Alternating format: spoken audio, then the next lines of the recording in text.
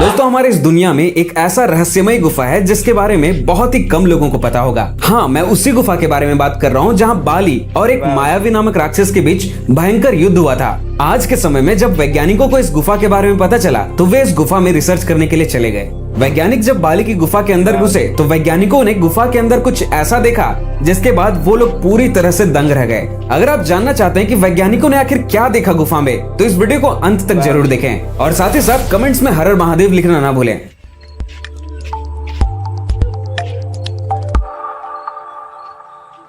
तो दोस्तों ये बात है कर्नाटक के हम्पी शहर के जंगली इलाकों की, जहां पर एक गुफा है जिसे बाली की गुफा के नाम से जाना जाता है। दोस्तों इस गुफा की कहानी शुरू होती है रामायण के काल से।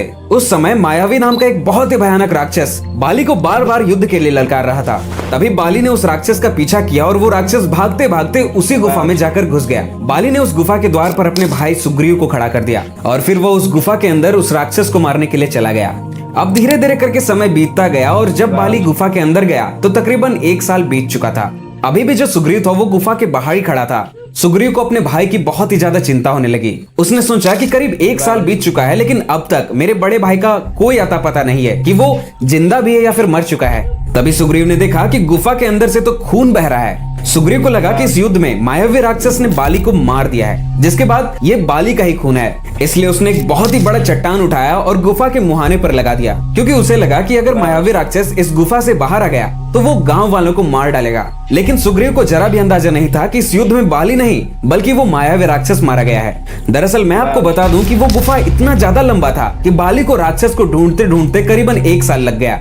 और जब बाली को 1 साल के बाद वो राक्षस मिला तो वो उसका वध कर दिया। लेकिन बाली जब गुफा के द्वार पर पहुंचा तो वो बहुत ही बड़ा पत्थर देखकर हैरान हो जाता है। उसे लगा कि ये पत्थर जानबूझकर सुग्रीव ने लगा दिया है ताकि मैं यहाँ से बाहर ही ना निकल पाऊं और मेरे गैर मौजूदगी में सुग्रीव राजा बन जाए।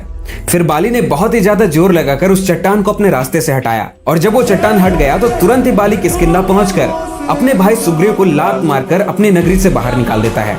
आज के समय में बाली का वही गुफा कर्नाटक के हम्पी शहर के जंगली इलाकों में मौजूद है। जब साइंटिस्ट को इस गुफा के बारे में पता चला तो वे तुरंत ही रिसर्च करने के लिए इस गुफा में पहुंच गए। जब साइंटिस्ट उस गुफा के अंदर पहुंचे तो उन्हें जरा भी अंदाजा नहीं था कि ये गुफा कितनी ज्यादा लंबी है। जब उन्हें धीरे धीरे लगने लगा कि ये गुफा तो काफी लंबी है तो वे फिर से बाहर आए और वे इस बार अपने साथ खाने पीने का पूरा इंतजाम लेकर गए ताकि अगर रास्ते में उन्हें भूख लगे तो वो खा सके।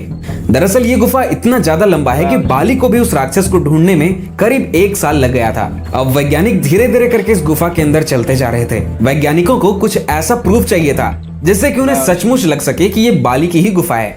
करीब 3 दिनों तक वो उस गुफा में ही रिसर्च करते रहे लेकिन उन्हें कोई भी ऐसा पुख्ता सबूत नहीं मिला जिससे कि उन्हें फील हो सके कि ये बाली की ही गुफा है। लेकिन 3 दिन के बाद उन्हें गुफा के अंदर एक बहुत ही बड़ा नाखून मिला जो कि किसी जानवर के तो लग ही नहीं रहे थे। उन्होंने तुरंत ही उस नाखून को रिसर्च के लिए भेज दिया। अब धीरे धीरे करके वे गुफा के और अंदर जाने लगे। गुफा के और अंदर पहुंचने पर उन्होंने कुछ ऐसा देखा जिससे कि पूरी की पूरी टीम दंग रह गई। दरअसल उस गुफा के दीवारों में एक अलग ही भाषा में कुछ लिखा हुआ था जो किसी को भी समझ में नहीं आ रहा था। लेकिन वैज्ञानिकों के बहुत ही ज्यादा रिसर्च करने के बाद ये पता चल ही गया कि वो जो भाषा था वो आज का नहीं बल्कि आज से करीब 5 से 6 हजार साल पुरानी भाषा है। उन्हें ये भी पता चला कि काफी अरसे पहले वानर नाम का एक प्रजाति हुआ करता था जो इसी तरह के भाषा के यूज करते थे एक दूसरे से कम्युनिकेट करने के लिए। उनका जो शरीर होता था वो पूरी तरह से इंसानों की तरह ही होता था लेकिन उनका जो फेस है वो बंदरों की तरह होता था।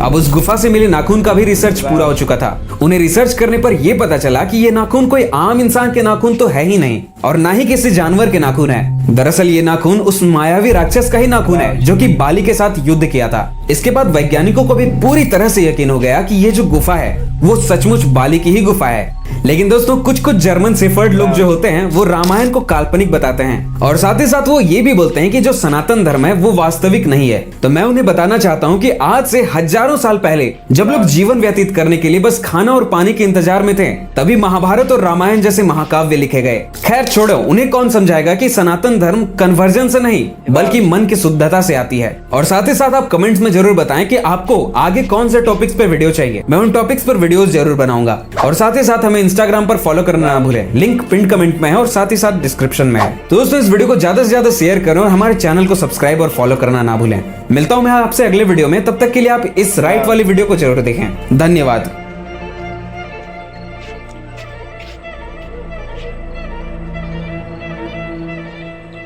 આવું છું।